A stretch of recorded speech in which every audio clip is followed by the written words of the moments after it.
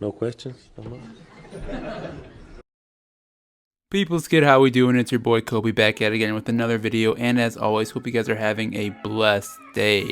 Wow, the NBA is a lot of fun right now, and as a YouTuber, I'm definitely enjoying the list of options we have to talk about with so much going on in the league. Although I know a lot of people are hyped up on Carmelo and whether he can deliver or not in Portland, it's almost impossible for me not to chat up on the player that I think is becoming the one clear heir to LeBron. If you haven't guessed it by now, I think you might need to visit a doctor because he's on the title and the thumbnail. This hooper is none other than Luka Doncic. He's making history right now, guys, and it's fair to ask, beyond being maybe the greatest 20-year-old in NBA history, where does he stack up against the greatest 20-year-old athletes in sports history? Gonna be a fun video, so you definitely don't want to miss it. Real quick, per usual, if you guys enjoy, please make sure to drop a like and subscribe. And with that said, let's hop right into it.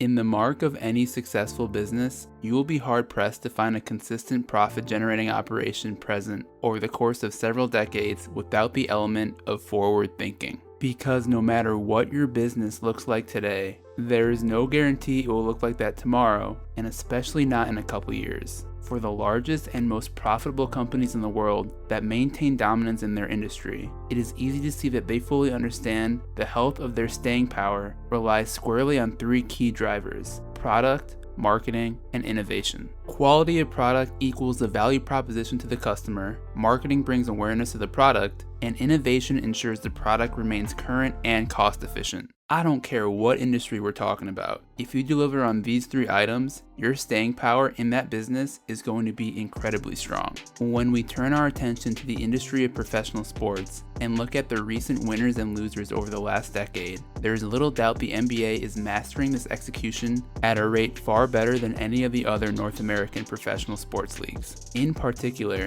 while no one can question the product is at an all-time high if you consider it a reflection of consumer engagement, in my opinion, the biggest key to their success is the way the NBA is marketing their product, which of course is their current and future stars of the league. Because you see, similar to the way Apple builds excitement for their next iPhone release, or Elon Musk presents on the new Tesla road truck and gets their 150K superfans to put in their reservation, the NBA understands the current and future success of their business doesn't rely on LeBron James, but rather on guys like Zion Williamson, RJ Barrett, and Luka Doncic. Don't believe me? Well then explain to me why the NBA can afford to have a super team like the Warriors dominate the last 4 or 5 regular seasons and still do well in attracting buzz and chatter across its fan base. You simply can't, because truthfully, the marketing strategy, hype, and illusion of the next big thing that is just around the corner is too damn effective when the league's young talent is backing up every single promise. In the case of Luka, it is incredible to think the birth of his superstardom has already arrived in just his second season of his NBA career, because when you consider other child prodigies that show extraordinary ability at a young age, it is still far from a guarantee they will end up reaching their potential.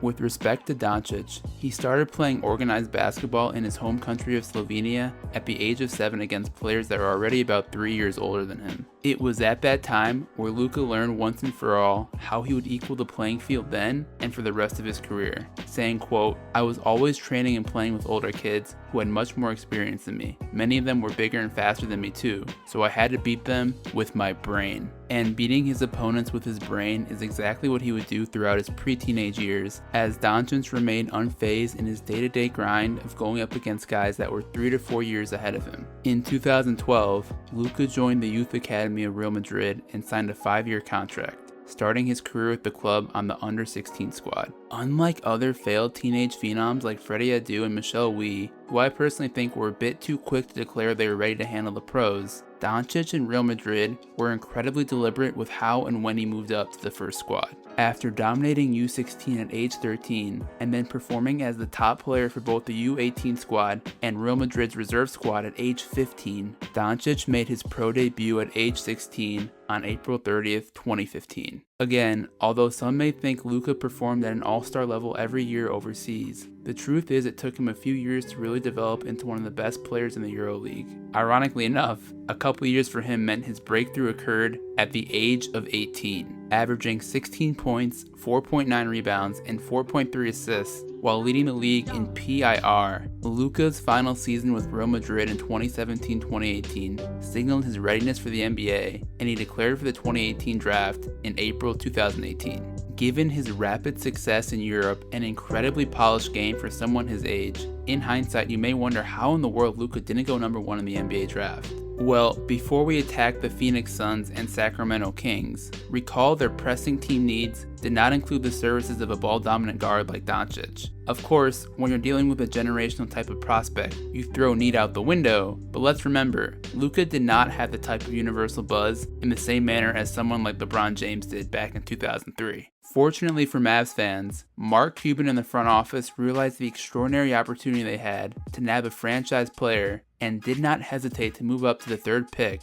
even though they had selected point guard Dennis Smith Jr. in the draft the prior year. And after DSJ responded poorly to the fact he was pretty much old news, the Mavericks traded him away in the Porzingis deal, essentially guaranteeing the 6'7" Slovenian would be a Dallas Maverick for years to come. In his rookie season, Luka averaged 21.2 points, 7.8 rebounds, and 6 assists per game in 72 contests. Although he hit a bit of a rookie wall with respect to his shooting by the end of the year, the counting stats the man put up was simply sensational, and his game modeled a crafty veteran's after only 1 year of play. But after winning Rookie of the Year and putting the league on notice that potential superstardom was brewing, there were some skeptics that wondered how much more upside he could deliver on. Because he doesn't have the speed of Westbrook or the athleticism of LeBron, a few pondered if he could ever really reach the heights of these guys, or was he more of a gifted passer that could also be a volume, albeit less efficient scorer. Honestly, not completely unreasonable questions, but they do certainly look a bit ridiculous now, as year 2 has really set things in motion for Luka to maybe become the NBA's best player in a couple years' time. Putting up a mind-boggling 29.9 points per game, 10.4 rebounds, and 9.7 assists in 15 games so far this year, with splits of 49, 34, and 82, Luka is not only putting the Mavs in a prime position to make the playoffs for the first time in 4 seasons, but is a legitimate MVP candidate at the age of 20 years old. Yet while it's easy to put up Luka's stats and make the claim he is a special player,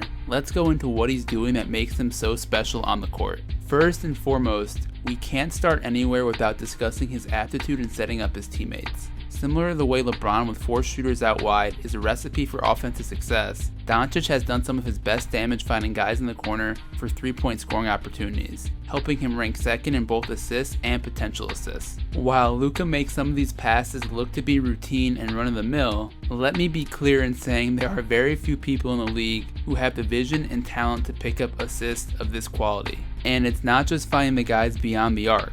Doncic has shown great chemistry with rollmen like Dwight Powell and even Kristaps Porzingis. Moving on, the next thing to understand as to how Luka has made such a significant leap as a debatable top 10 player has everything to do with his evolution as a scorer year over year. Although some are going to immediately point to his patented step-back three-pointers as the key to his jump in scoring, the truth is while he's indeed taking and making more threes, he really is only shooting a few percentage points higher than he did last year, resulting in an additional 0.8 three-pointers made per game. In reality, the biggest reason why Doncic has become one of the most productive and efficient scorers in the NBA has been the way he has improved as both a driver and in the pick and roll. Touching on the drives first, not only does Luka rank 4th in the NBA with 11.6 points per game off drives, but he is currently blowing the efficiency meter out of the park, shooting 66% from the field while doing so. And in addition to that being leaps and bounds above the 48% he shot on the same metric last year, it is the best mark in the league with Gordon Hayward the next closest at 63%. When you look at the tape, it's not too hard to see as to why he's so effective, as his elite expertise in changing speeds gives him enough space and time to create fantastic scoring opportunities, a lot of times being basic layups, high percentage floaters, and trips to the free throw line. Yet as good of a scorer he has been off drives, it still doesn't top what he's able to do in the pick and roll. Forget James Harden, Damian Lillard, or Kyrie Irving. Luka has been the most dangerous player so far this year as a scorer with the ball screen. Yes, this was a shock to me too, but the numbers don't lie. Although he finishes 4th at 12.8 points per game in the pick and roll, he leads the league in points per possession at 1.18 and efficiently shoots 54% in these scenarios. Guys, I have to emphasize the efficiency here. Look at that percentage in comparison to players with similar usage rates. I mean, it's not even really close. Mind is blown.